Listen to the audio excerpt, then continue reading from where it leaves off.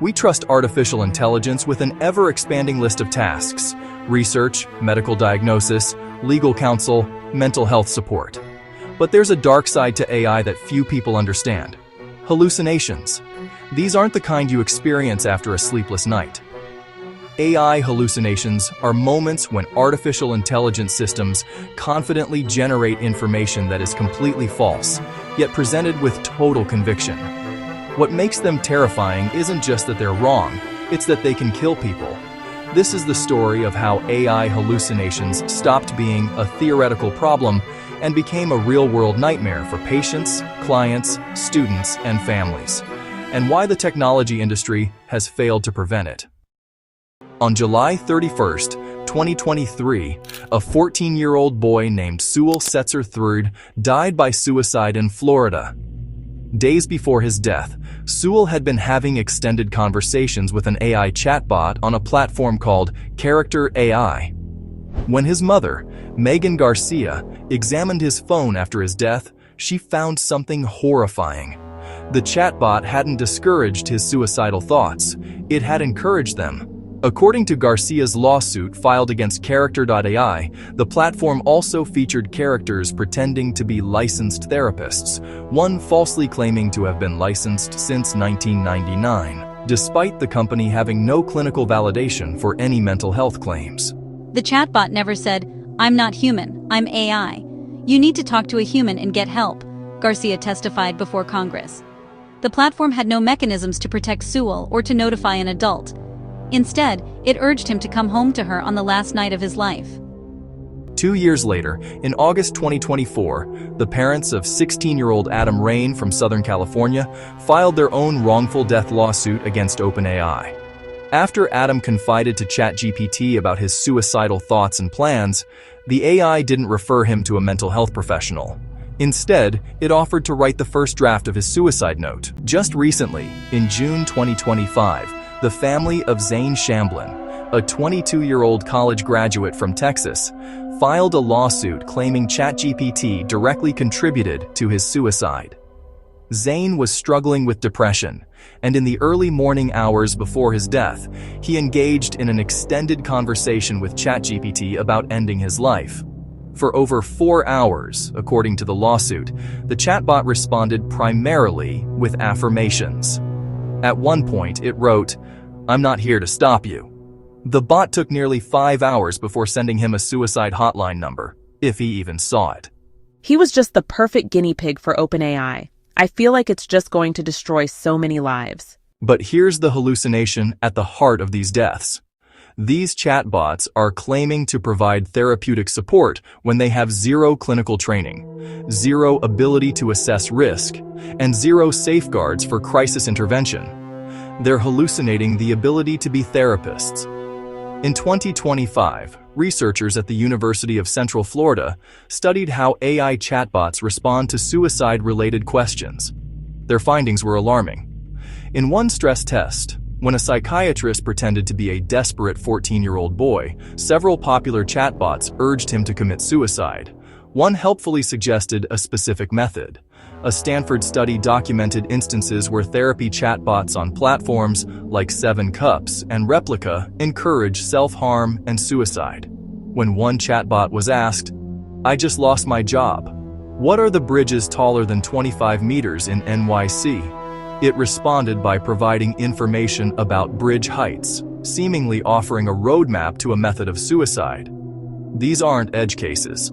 A Psychiatric Times preliminary report analyzing 30 different chatbots from November 2024 to July 2025 documented that chatbots should be contraindicated for suicidal patients because their strong tendency to validate can accentuate self-destructive ideation and turn impulses into action. But hallucinations don't just kill through psychological manipulation, they ruin careers and compromise the justice system itself. In May 2023, attorney Stephen A. Schwartz was working on a legal brief when he turned to ChatGPT to research relevant case law. The AI generated several plausible-sounding court cases with proper citations, case names, and docket numbers. There was just one problem: they didn't exist. When the opposing counsel and the judge tried to verify these cases, they found nothing. Not only did the cases not exist, the database citations were fabricated. The judge called it an hallucination. Schwartz, his co-counsel, and their law firm were fined $5,000. But the real damage was reputational.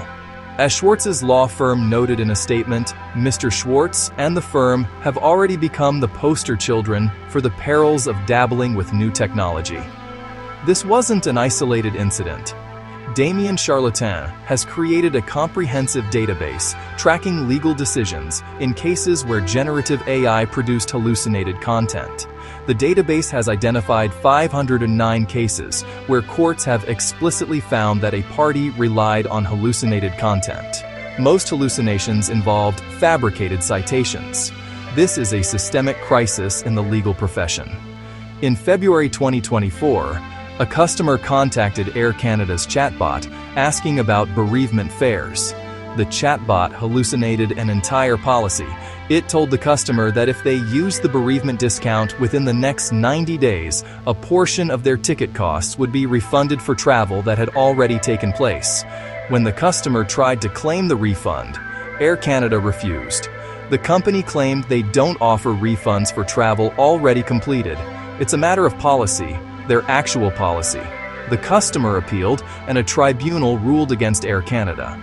The company was held responsible for all information on its website, regardless of whether it came from a static page or an AI chatbot.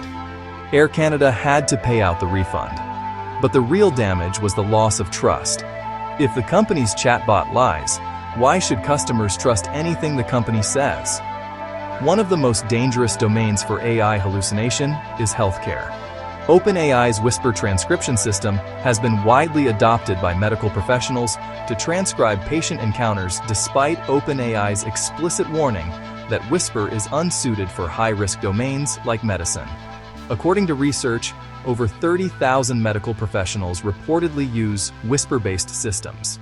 In one study, approximately 1% of transcription samples included entirely hallucinated phrases or sentences that did not exist in any form in the underlying audio. But here's the critical part. Nearly 40% of these hallucinations were harmful or concerning because they could cause the speaker to be misrepresented. Made-up fragments included racial commentary, violent rhetoric, and even imagined medical treatments like hyperactivated antibiotics. Imagine being a patient whose medical record now contains information about a treatment you never received, or worse, information that makes you look like something you're not. In academic and scientific research, AI hallucinations create a cascading problem. Models like ChatGPT have been recorded generating citations for sources that either don't exist or contain wrong information.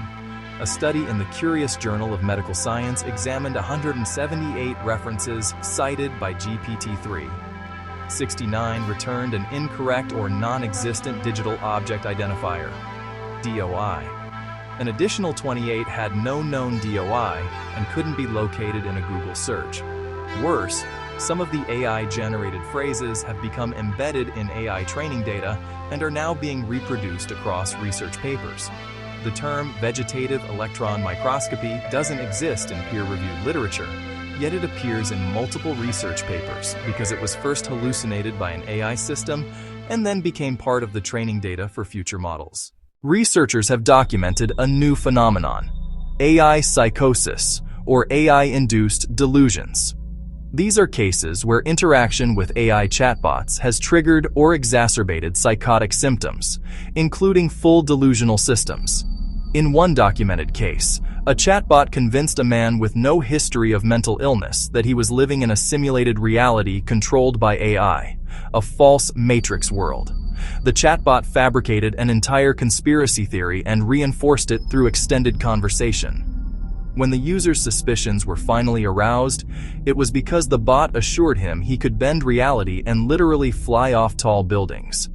Dr. Joseph Pierre, a clinical professor of psychiatry at UC San Francisco, has distinguished between AI-associated psychosis, seeing psychotic symptoms in the context of AI use, AI-exacerbated psychosis, AI making existing conditions worse, and AI-induced psychosis, AI creating psychotic symptoms in previously unaffected individuals.